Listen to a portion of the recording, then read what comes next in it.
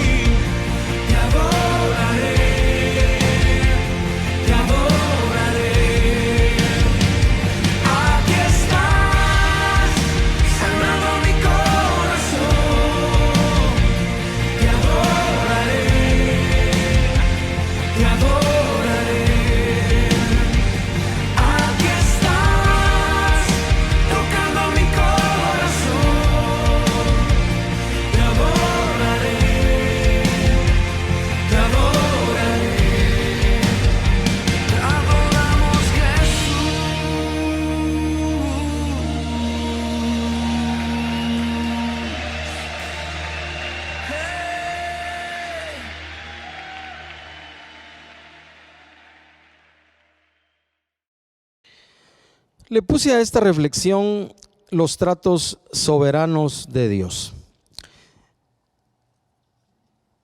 Cuando pensamos o cuando pienso en la vida personal, en la vida familiar, cuando pienso en mi ser guatemalteco y luego más adelante entrar a considerar lo que es ser parte de toda la humanidad, con el correr de los años he entendido que Dios, como es el creador y sustentador de todo, siempre está hablando y haciendo querer llegar un mensaje, su mensaje, a las personas en lo individual, en su contexto familiar, de trabajo, de estudio, de empresa, vida de nación y por supuesto como parte de la humanidad.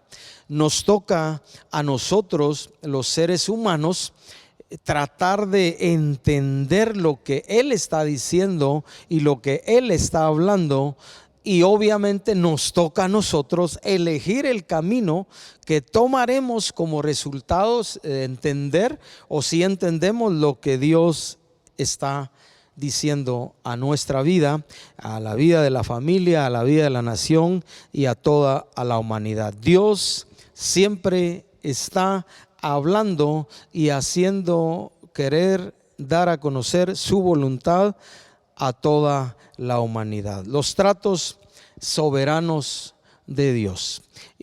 Pensemos por lo menos en estos 15 meses que llevamos ya de estar experimentando en Guatemala de una manera más directa y en otras partes del mundo más tiempo esta pandemia del COVID-19 y todo el efecto que ha traído en general a toda la humanidad. Algunos están todavía hoy en el dilema si se vacunan o no se vacunan. Por ejemplo, por decir algo, en lo que tenemos que tomar una elección y en que Dios está tratando también con nosotros, considerando todo lo que se ha dicho a favor de las vacunas y todo lo que se ha dicho en contra de la vacuna. Mucha gente en este tiempo de pandemia entramos en cierto nivel de temor, unos más que otros en angustia, el hecho de haber pasado por algunos periodos de encierro en nuestras casas, a lo cual no estábamos acostumbrados, unos más que otros, y unos sufrieron más crisis que otros, algunos hasta el punto de la depresión y del temor fuera de lo normal, con todo lo que eso significa para el corazón del ser humano. Los tratos soberanos de Dios. Así que para abordar este tema, yo quiero ubicarlo en el contexto del cautiverio del pueblo de Israel en Babilonia, y a la vez también en el contexto del retorno de todos los que allá en el cautiverio crecieron, se desarrollaron o vivieron, porque algunos de los que fueron llevados cautivos fueron al cautiverio en Babilonia, regresaron ya con una edad avanzada. Imagínense, estuvieron 70 años en el cautiverio. Eso quiere decir que había gente de 70 para arriba, 80, 90, de 100 años diría yo, que regresaron del pueblo de Israel de nuevo a su tierra, a Jerusalén, para reconstruir lo que tenían que reconstruir en lo personal, en lo familiar, pero también como nación. Así que en ese contexto, ubicados en ese contexto del cautiverio babilónico y el retorno de Israel a su nación, a Jerusalén, entonces quiero hablar de estos tratos soberanos de Dios. La primera cosa que quisiera mencionar en cuanto a eso es el hecho que Dios, aun cuando juzga a su pueblo, aun cuando envía juicio a sus hijos, eso es expresión de su amor, el amor de Dios mostrado en el juicio. Déjeme decirle que a mí me costó entender eso, definitivamente, pero una forma de entenderlo práctico, diría yo, sería por ejemplo, de chico, ya de grande menos, tuve que pasar por la disciplina de mi padre y de mi madre, y eso significó en algunas ocasiones, en mi caso, recibir unos cuantos hinchazos, unos cuantos vainazos, porque a veces me pegaban con una vaina de machete, sin el machete adentro, pero me pegaban, y unos cuantos coscorrones o jalones de pelo o manotazos de mi madre, ¿verdad? Y la Biblia dice que los padres que aman a sus hijos desde temprano lo corrigen, pero no es agradable. Para nada. A mí me hubiera gustado que nunca me hubieran tocado, que nunca me hubiera dado un cinchazo o un vainazo ni cosa por el estilo.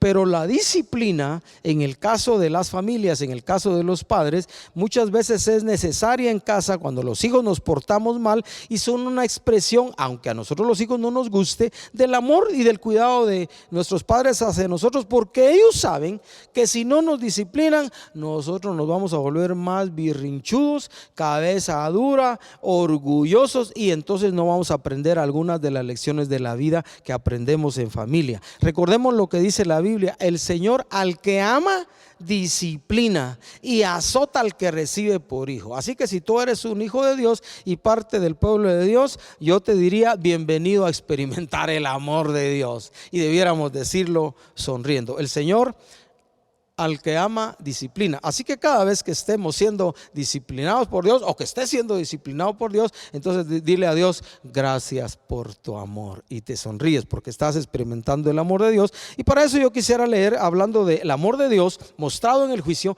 quisiera leer en el segundo libro de Crónicas, capítulo 36. Quiero leer para que entendamos este contexto del cautiverio babilónico. Ya Dios tratando con su pueblo, las tribus del norte ya habían sido dispersadas, ya solo quedaba Judá y otra tribu, y entonces el trato de Dios con su pueblo fue este. Y dice: y Jehová, el Dios de sus padres, envió constantemente palabra a ellos por medio de sus mensajeros, profetas, escribas, sacerdotes, pero particularmente profetas, porque él tenía misericordia de su pueblo y de su habitación, del lugar donde él se manifestaba al pueblo de Israel. Versículo 16: mas ellos, el pueblo de Dios, Israel, hacían escarnio de los mensajeros de Dios y menospreciaban sus palabras, burlándose de sus profetas, hasta que subió la ira de Jehová contra su pueblo y no hubo ya remedio.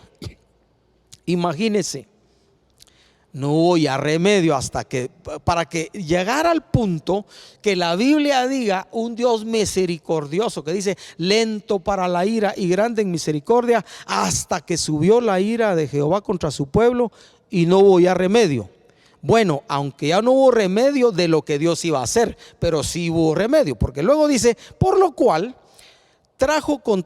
Dios trajo contra ellos al rey de los caldeos. No fue el diablo el que llevó a tratar con su pueblo, fue Dios, que mató a espada a sus jóvenes en la casa de su santuario, sin perdonar joven ni doncella, anciano ni decrépito. Mataron parejo, todos los entregó en sus manos. Asimismo, otra cosa que pasó, como ya al ir al cautiverio, los utensilios de la casa de Dios, grandes y chicos, los tesoros de la casa de Jehová y los tesoros de la casa del rey y de sus príncipes, todo lo llevó a Babilonia, confiscado. 19, quemaron la casa de Dios, rompieron el muro de Jerusalén, consumieron a fuego todos sus palacios y destruyeron todos sus objetos deseables. Mire qué duro el trato de Dios para su pueblo Israel. 20, mire lo que sigue: los que escaparon de la espada fueron llevados cautivos a Babilonia y fueron siervos de él y de sus hijos hasta que vino el reino de los persas. ¿Y por qué fue todo eso? Para que se cumpliese la palabra de Jehová por la boca de Jeremías, hasta que la tierra hubo gozado de reposo, porque todo el tiempo de su asolamiento reposó la tierra, dice, hasta que los 70 años fueron cumplidos. Escuché a alguien decir una vez que hasta la tierra ya estaba cansada de los israelitas. Es decir, que esos 70 años, ellos no habían, ese tiempo que había estado antes, ellos no habían dado reposo a la tierra. Así que la tierra descansó 70 años de ser cultivada, ¿verdad? Hasta que se cumplieron los 70 años. Mire, ya no, dice la escritura, quiero remarcar, ya no hubo remedio. En otras palabras, quiere decir que lo único que le quedaba a Dios para tratar con su pueblo, manifestándole su amor para que caminara en sus caminos, fue enviar ese juicio, que fueron nada más 70 años en Babilonia. Ese es el caso de los israelitas. Hablemos un poquito de nosotros. ¿Qué tal que estos 15 meses que hemos pasado un poco de crisis en el país por la pandemia y otras cosas que nos han acontecido son parte del trato de Dios? ¿Qué tal que no es el diablo el que ha propiciado esto, sino es Dios para que nosotros aprendamos algunas cosas que no hemos aprendido a las buenas? En el caso de los israelitas dice, ya no hubo remedio. ¿Y qué tal que ahorita ya no hubo más remedio que esto surgiera para que entendiéramos algunas cosas? Mire, qué difícil ha sido para muchos de nosotros quedarnos en casa estos 15 meses y no haber tenido reuniones presenciales. Ya tuvimos una, ¿verdad? Y nos gozamos y nos alegramos allá este domingo pasado delante de Dios, los que estuvimos ahí reunidos. Pero qué difícil fue no dejar de experimentar eso y de recibir reflexiones los viernes y los domingos también, para conectarnos ahí y vernos entre comillas en la distancia, reunidos por familias, y saber que allá están nuestros hermanos a esa hora o a diferentes horas escuchando la reflexión. Y porque dejamos de gozar y de disfrutar algunas cosas que disfrutamos. Pero en el caso de Israel, algunas veces en nuestro caso, quiera Dios que no sea así, ya no hay remedio. Así que el amor de Dios, primera cosa, es muestra de su juicio. Segunda cosa que podemos aprender de esos tratos soberanos de Dios para su pueblo y para nosotros sus hijos y la iglesia. 2, Dios no es indiferente al sufrimiento. Porque a veces pudiéramos pensar, no, como Dios es Dios, entonces ni modo, Él puede hacer lo que quiera y tal cosa. Y no se trata de eso. Vamos a entender esta realidad de que Dios no es indiferente al sufrimiento a través de leer 5 versículos del capítulo 29 de Jeremías. Aquí el pueblo de Israel ya está allá instalado en Babilonia. Ya pasó todo lo que leímos, que mataron a muchos y los que quedaron vivos fueron llevados cautivos, incluyendo se llevaron los instrumentos de la casa de Dios, destruyeron, dice, la casa de Dios, los muros, las ciudades y todo lo que pudieron. Así que llega un momento en que ellos ya están establecidos allá en el cautiverio. Ha de ser dolorosísimo ser llevado cautivo por otra nación. Imagínense que a todos los guatemaltecos nos conquistara una nación X o y asolaran el país y nos llevaran a todos presos a un lugar. Digo, nos llevaran si nos dejaran vivos, si no es que no nos matan, ¿verdad? Qué difícil es vivir lejos de casa, qué difícil es vivir lejos de Guatemala, qué difícil estar no es en las propiedades donde vivimos, en los rincones de nuestros cuartos o en nuestras camas donde nos sentimos seguros. Pero eso le pasó a Israel. Así que estando ya en el cautiverio, estando sufriendo porque estaban pagando las consecuencias de su pecado, viene Dios. Y porque Él sigue amando a su pueblo a pesar de que trata con juicio, Él muestra su interés, no su indiferencia, sino su interés en el pueblo, escribiéndoles un mensaje, mandándoles un mensaje, una carta por medio de Jeremías. Así que vamos a ver en estos primeros 5 versículos del capítulo 29 de Jeremías el interés de Dios por su pueblo que está sufriendo. No es indiferente. Dice, estas son las palabras de la carta que el profeta Jeremías envió de Jerusalén a los ancianos que habían quedado de los que fueron transportados, y a los sacerdotes y profetas, y a todo el pueblo que Nabucodonosor llevó cautivo de Jerusalén a Babilonia. En otras palabras, desde otro lugar Jeremías les escribió. Y dice que él hizo esa carta después que salió el rey Jeconías, la reina, los del palacio, los príncipes de Judá y de Jerusalén, los artífices y los ingenieros de Jerusalén. La carta la envió, versículo 3, por mano de Elasa, hijo de Safán, y de Gemarías, hijo de Hilcías, a quienes envió Sedequías, rey de Judá, a Babilonia, a Nabucodonosor, rey de Babilonia. Y decía, y esto es lo que me interesa leer, los versículos 4 y 5 en primer lugar. Este es el interés de Dios. Así ha dicho Jehová de los ejércitos, Dios de Israel, a todos los de la cautividad que hice transportar de Jerusalén a Babilonia. Otra vez, mire, pues no fueron los enemigos de Israel los que lo llevaron allá. Fue Dios mismo, entre comillas, lo quiero decir yo, jalándole las orejas para que pudieran entender el mensaje. Yo los hice transportar. Y luego dice el versículo 5, edificad casas y habitadlas, plantad huertos y comed del fruto de ellos. Dios manifiesta su interés, ¿verdad?, en medio del sufrimiento, escribiéndoles, y a través de ese mensaje los sacerdotes, los líderes y obviamente todo el pueblo podía entender: Dios sigue pensando en nosotros. Dios sigue pensando en mí. Y sin importar, amada familia, gente que me está escuchando, amigos que se unen a este tipo de mensajes, sin importar la situación que estemos pasando ahí en lo profundo de tu corazón, si tú haces un espacio para oír a Dios, Dios te hablará que en medio de la crisis, que en medio de los problemas, que en medio de sus tratos soberanos para contigo, para con su pueblo, para con Guatemala, para con toda la humanidad, Dios está interesado en ti y te dirá que aún en medio de estar en medio de una crisis, tú puedes construir, tú puedes prosperar, tú puedes plantar huertos y comer de ellos con todo lo que eso signifique de qué hacer en la vida. Interesante, ¿verdad? Aún en medio de nuestros dolores y del sufrimiento, Dios está de por medio, porque quiero hacer esta afirmación, porque Dios nos acompaña en todo tiempo y desde un criterio muy personal, creo que particularmente en los tiempos difíciles es cuando más Dios quiere manifestar su verdad, su voluntad, su amor hacia nosotros, porque Él sabe cuando más, que es cuando más lo necesitamos. Tercera cosa en esta reflexión de los tratos soberanos de Dios para nosotros, para su pueblo y para la humanidad. En medio de todas las situaciones, la tercera cosa, debemos considerar nuestras decisiones. Y para eso, igual en Jeremías 29 nos quedamos, vamos a leer del versículo 6 al 10. ¿Por qué necesitamos considerar nuestras decisiones en tiempos difíciles? Déjenme decirles por qué. Hay una parte en la Biblia que dice que la aflicción entontece al sabio. Así que sabio es aprender que el tiempo menos oportuno para tomar decisiones es cuando estamos en aflicción y cuando estamos en crisis.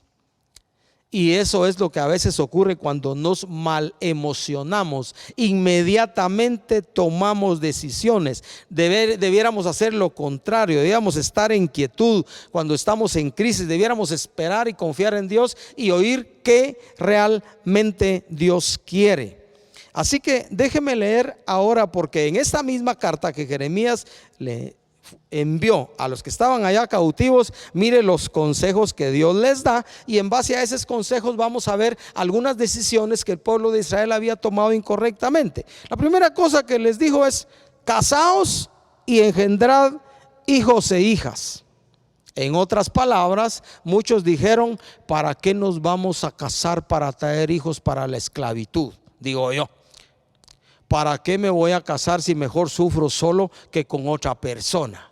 Hombres y mujeres pudieron haber pensado así, ¿verdad? Pero miren lo que dice después: dad mujeres a vuestros hijos y dad maridos a vuestras hijas, para que tengan hijos e hijas, y multiplicaos ahí y no os disminuyáis. En otras palabras, algunos papás, algunas mamás, o juntos en el matrimonio decidieron: ¿sabes qué? Vos se hicieran chapines, no, eran judíos, pero dijeron: mira vos, ¿sabes qué? Mejor que no se case aquella.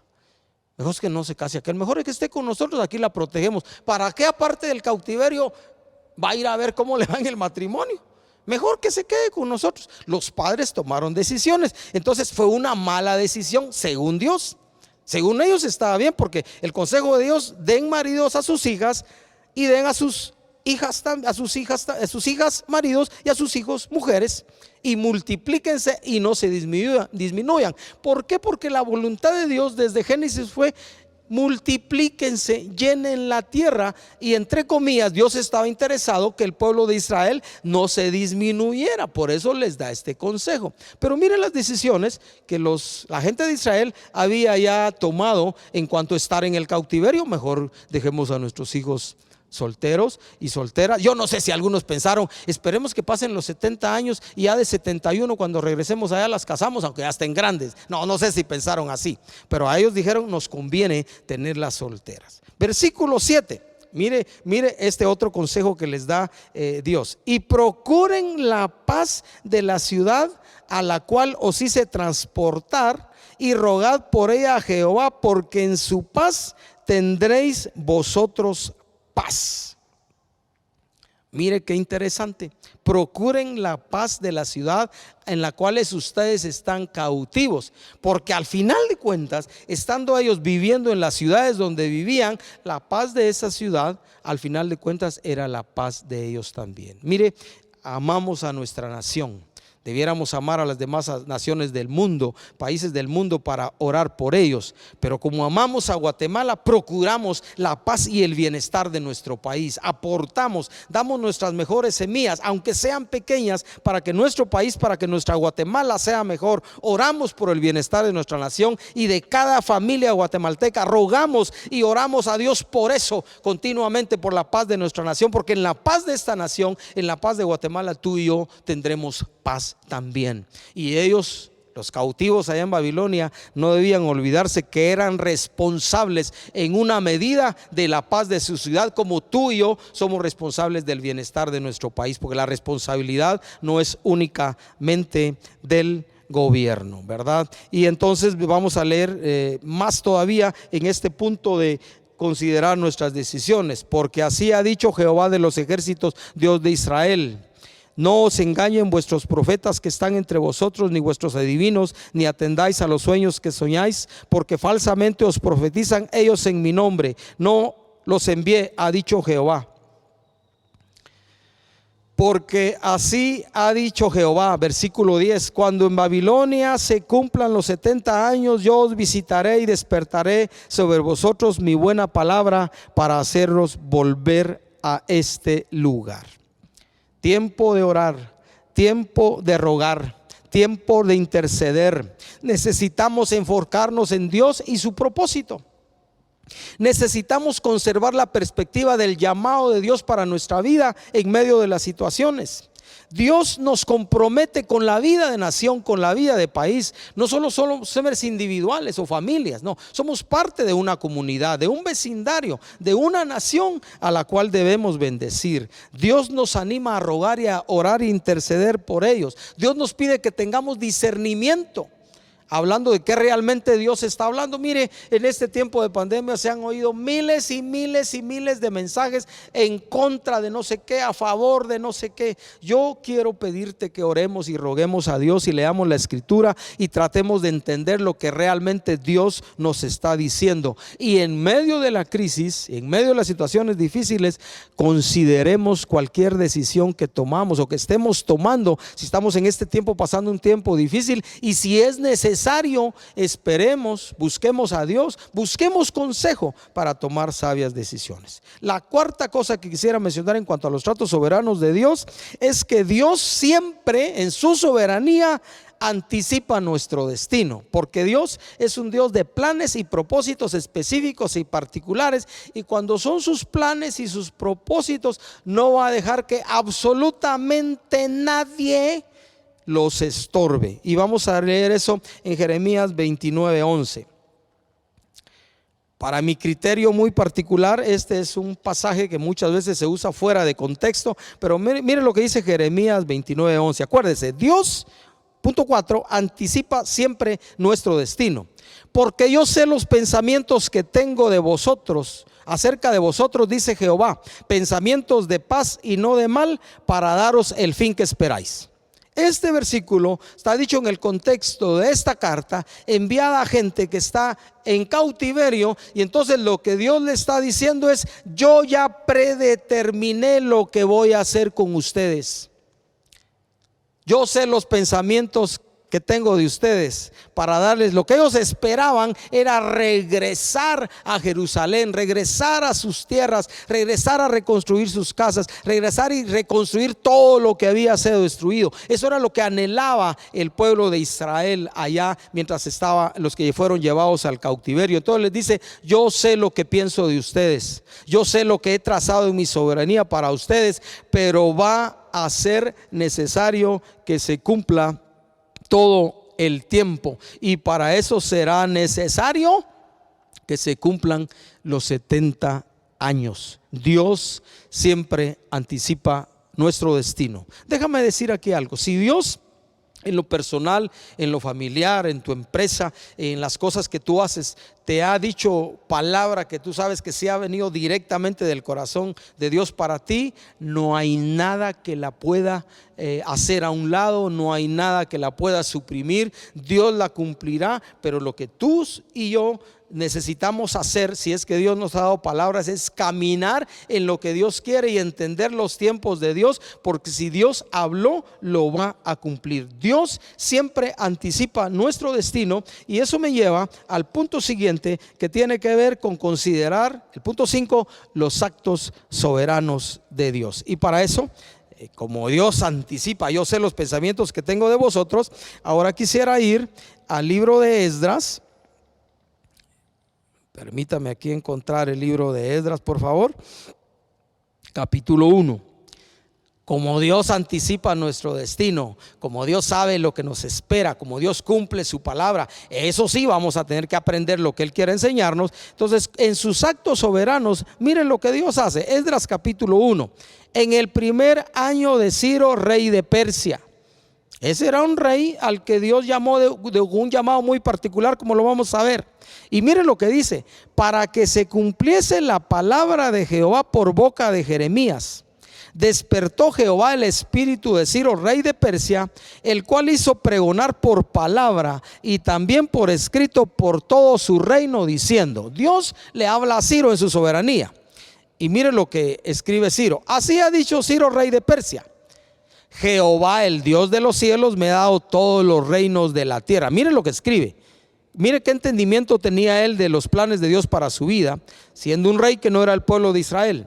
Y me ha mandado que le edifique casa en Jerusalén, que está en Judá. Mire qué soberanía de Dios. Quien haya entre vosotros de su pueblo, sea Dios con él, y suba a Jerusalén, que está en Judá, y edifique la casa de Jehová, Dios de Israel. Él es Dios, la cual está en Jerusalén. Versículo 4. Y a todo el que haya quedado en cualquier lugar donde more, ayúdenle los hombres de su lugar con plata, oro, bienes y ganados, además de ofrendas voluntarias para la casa de Dios, la cual está en Jerusalén. En su soberanía y en cumplimiento de la palabra que únicamente iban a hacer, bueno, únicamente es bastante, ¿verdad? 70 años Dios despierta el corazón de un rey, de Ciro, rey de Persia, y hace que haga un edicto, un decreto donde hace retornar a todos los que quieran regresar, porque ese era un asunto también de decisión personal. Pudiera ser que alguno hubiera decidido quedarse ahí donde estaba y subir, porque otra vez 70 años edificando cosas para irse de nuevo, ¿verdad? Y entonces regresaron a Jerusalén. Dios movió soberanamente a Ciro para que diera una orden que todos regresaran. Dios mueve lo que solo Él puede mover. Eso es soberanía de Dios. ¿Cuál era el papel del pueblo de Israel y cuál es nuestro papel cuando estamos en medio de crisis? Confiar, esperar el tiempo de Dios para posteriormente ver la mano poderosa y soberana de Dios actuar en nuestra vida. Pero a veces nos cuesta confiar. A veces dudamos, pero a veces nos cuesta esperar porque queremos que las cosas sean aceleradas, y por supuesto a veces eso nos impide ver la mano de Dios en el tiempo que debemos verla. Mire cómo es Dios de soberano. Yo sé los pensamientos que tengo de ustedes, le dijo al pueblo de Israel. Pensamientos de bien y no de mal, para darles el fin que esperan. ¿Qué esperaban ellos? Retornar a Jerusalén, retornar a su tierra. Los actos soberanos de Dios. Sexta cosa. En medio de toda la crisis, ¿verdad? Y en medio de toda la situación, una vez retornaron ellos a su tierra, nosotros podemos entender que el bienestar personal, nuestro bienestar, es prioridad para Dios.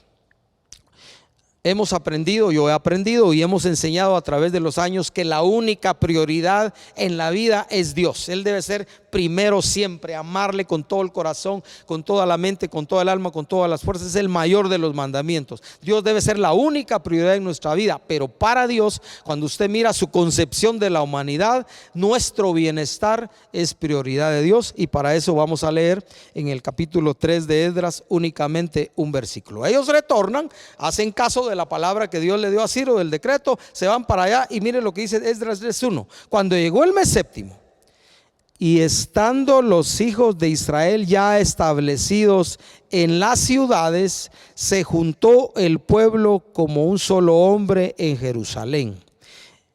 Se reunieron, pero ellos tuvieron el tiempo necesario para establecerse en sus ciudades, y eso significa que tuvieron el tiempo necesario para construir sus casas, arreglar sus jardines, sembrar sus flores, tener para comer y para vestir, arreglar bien la cama, tener los ponchos y todo lo que necesitaban para establecerse. Y una vez hicieron eso, ya vienen otras cosas para hacer.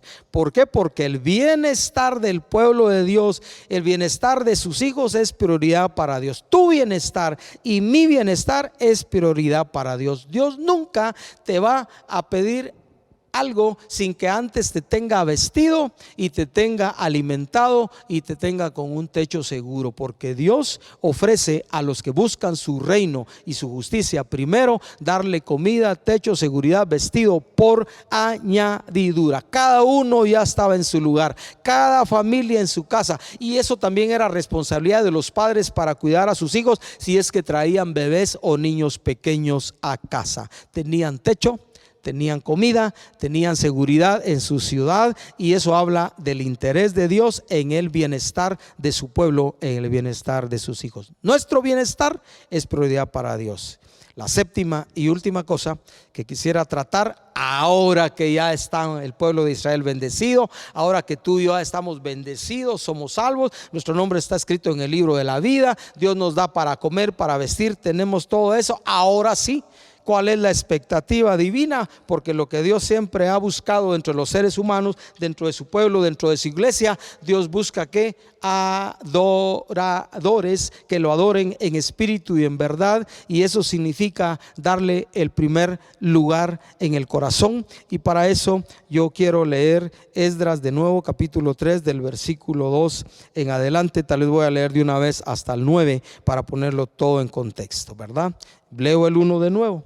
Cuando llegó el mes séptimo, y estando los hijos de Israel ya establecidos en las ciudades, se juntó el pueblo como un solo hombre en Jerusalén. Entonces se levantaron Jesúa, hijo de Josadac, y sus hermanos los sacerdotes, y Zorobabel, hijo de Salatiel, y sus hermanos, y edificaron el altar del Dios de Israel para ofrecer sobre él holocaustos, como está escrito en la ley de Moisés, varón de Dios.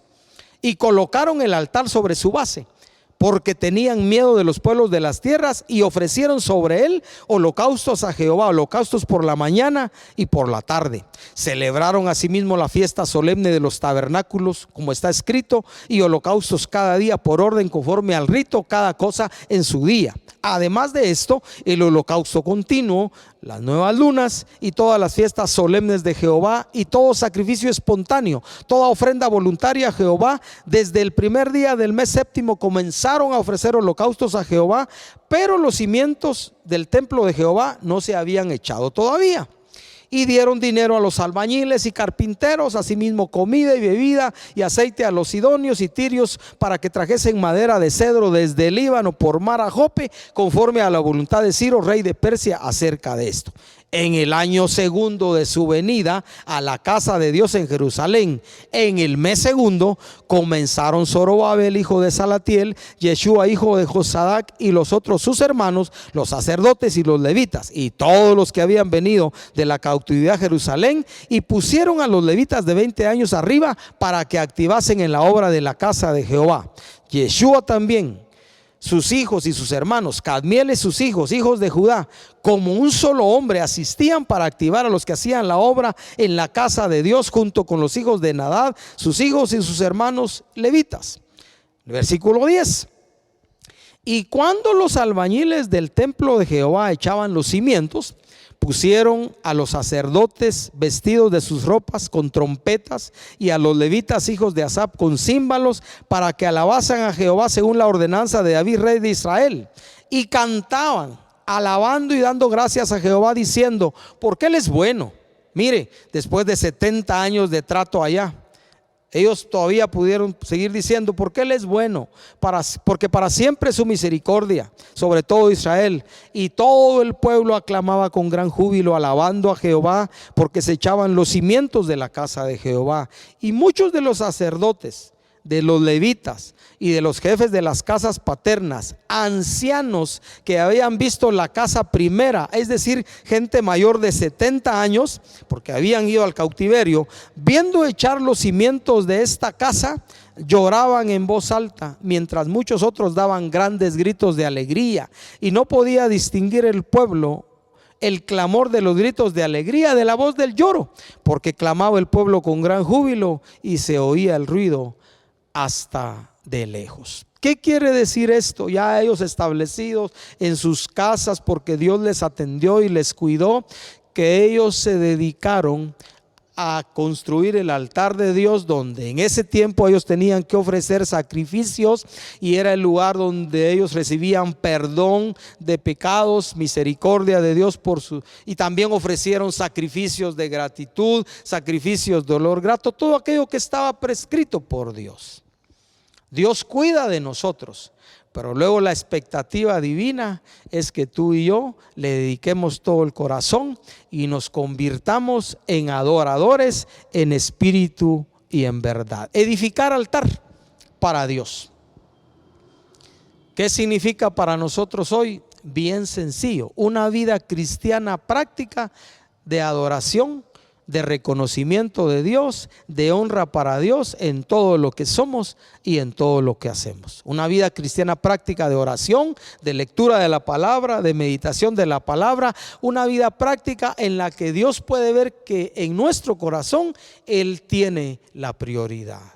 Él es lo más importante, Él es lo esencial. Recordando esto, ahora Dios habita no en el templo de Salomón, en lo que ellos estaban reconstruyendo acá, o en templos hechos con manos de hombres, sino, recordemos esto, ahora la casa eres tú y soy yo, porque nosotros somos el templo, la casa del Espíritu Santo de Dios, del Dios viviente. Y eso significa que necesitamos edificar nuestra vida, lo que somos y hacemos, a la manera de Dios, los tratos soberanos de Dios. Al final de los 70 años, dice, aquí había gente ahí en esta fiesta que se armó, mientras algunos lloraban y otros gritaban de alegría. Estaban ya en sus casas y se reunieron en el lugar donde eran convocados para ofrecer sacrificios a Dios. Ahí había llanto de alegría, había llanto de memorias, llanto de recuerdos por muchas cosas. Pero particularmente había llanto porque ellos estaban reuniendo delante de Dios para alabarle y devolverle la honra, porque habían aprendido después de 70 años de cautiverio que eran el pueblo, que son el pueblo.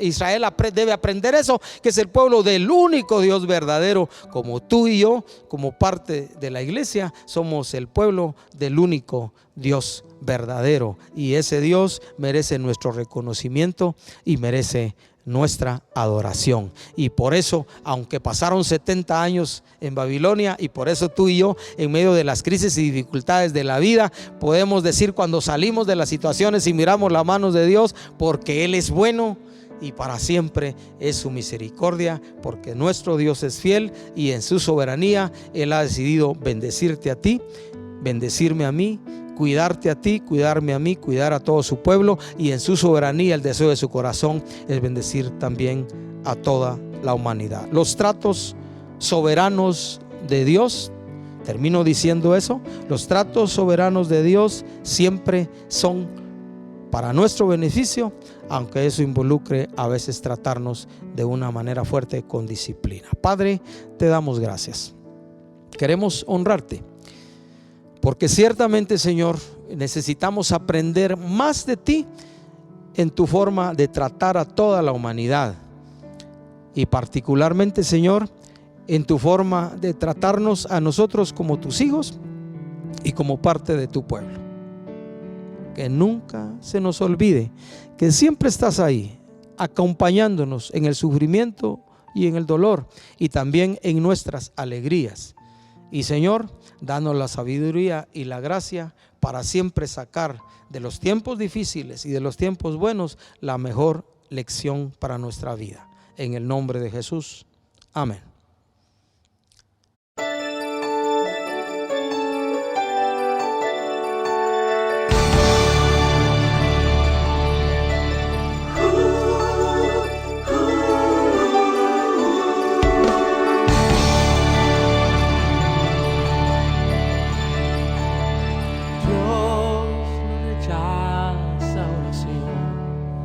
oración es alimento.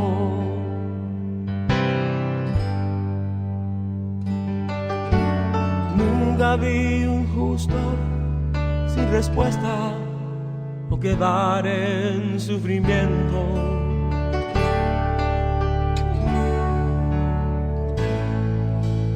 Basta solamente esperar lo que Dios irá a hacer.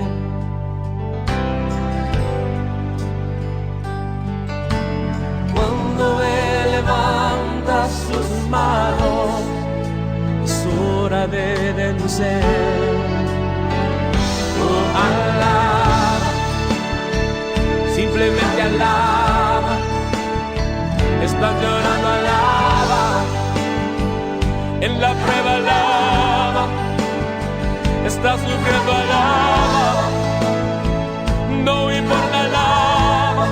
Tu alabanza le escuchará.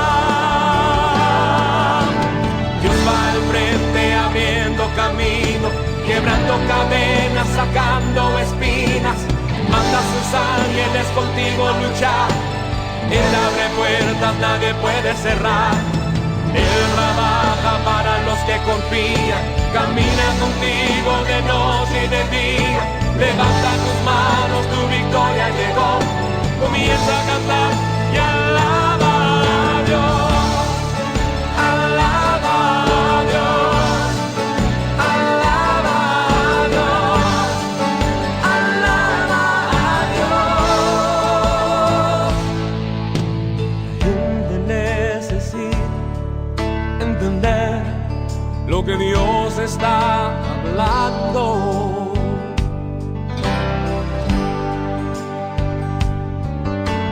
Cuando Él queda en silencio, es porque está trabajando.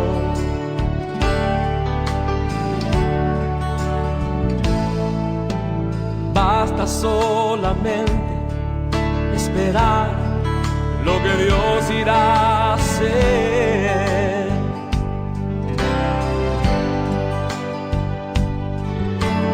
Cuando Él extiende sus manos, es hora de vencer. Oh, alaba, simplemente alaba. Estás llorando, alaba. En la prueba, alaba. Estás sufriendo, alaba. No importa, alaba. Tu alabanza le escuchará. Dios va al frente abriendo camino, quebrando cadenas, sacando espinas. Manda a sus ángeles contigo luchar. Él abre puertas, nadie puede cerrar. Él trabaja para los que confían. Camina contigo de noche y de día. Levanta tus manos, tu victoria llegó.